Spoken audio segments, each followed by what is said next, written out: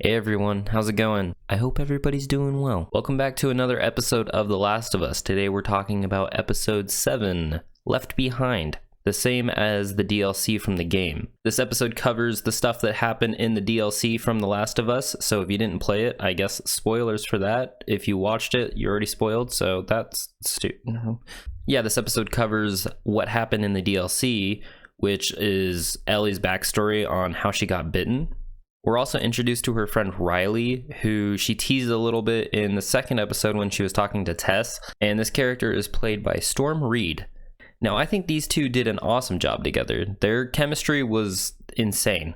Storm was able to match Bella Ramsey's charisma, and these two had a very believable friendship, and maybe a little bit more. The meat of this episode was focused solely on this friendship, and these two sold it so well. The dialogue between them feels very natural. A lot of the times dialogue can sound kind of corny, but I feel like this show's done a really good job at avoiding that. We get to see these two go through all the emotions together. We get to see them angry, laughing and having fun, and also scared and sad.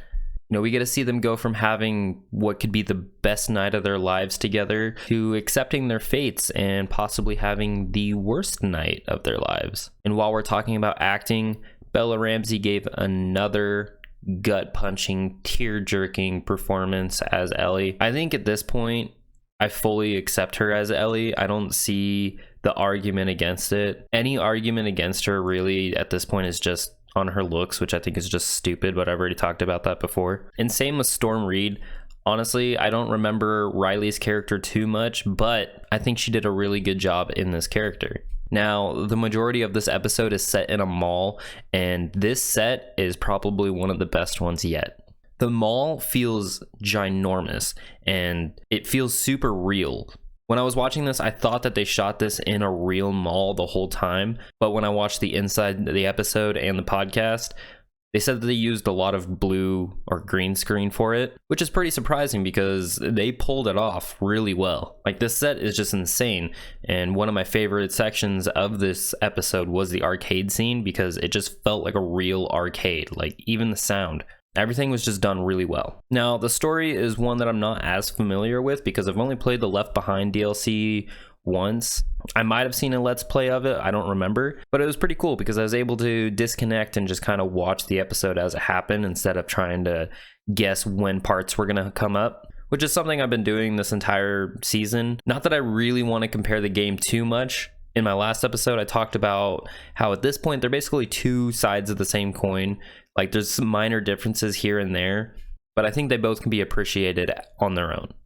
So it was kind of nice to be able to watch this episode and remember things as they happen versus waiting for them to happen. But it was really cool to see these scenes when they do come up, and I get like this memory rush back of what happened, like the photo booth or the carousel. I think the Left Behind DLC might be a little underrated, in my opinion, at least to me, because I just haven't experienced it that much. And it's also got me thinking why part 2 never got a DLC.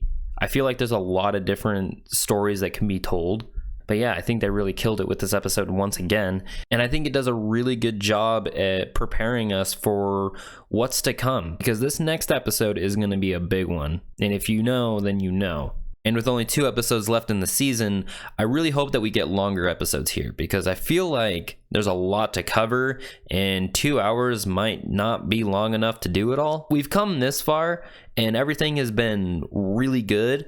I really hope they don't rush this ending. I hope that they use every bit of their budget, every bit of the time that they're given to really bring the story to a close in a really satisfying and good way. I would hate to see us come this far with probably one of the best shows that we've gotten in a very long time, excluding the fact that it's an adaptation of one of the best video games we've gotten. I'd really hate to see it come short because they rushed the ending. But fingers crossed, we'll see what happens. You know I'm going to be here for it. And that's about it. I'll see you next time. Bye-bye. Even thoughts bring me comfort. I could spend a year alone and never miss a soul.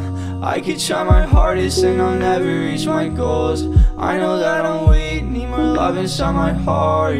Didn't want to change, but I think that today is a good time to start.